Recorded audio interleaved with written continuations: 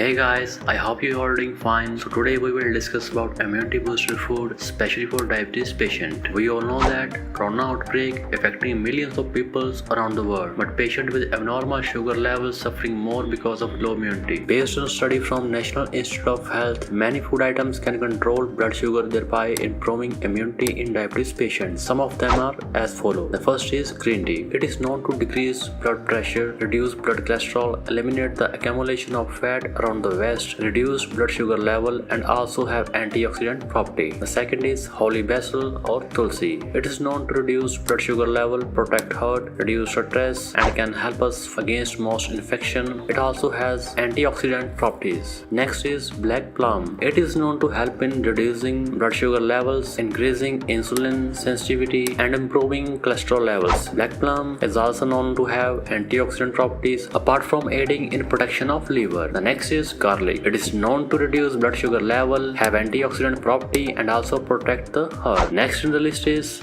omega-3 fatty acid. Found in flaxseed and other seed oils, fatty fish has antioxidant to help the immune system to clear toxins found in vegetables and fruits. So these are some immunity booster food. These would not only increase your immunity but give you some other health benefits. So we will come up with next video. Keep supporting. Thank you.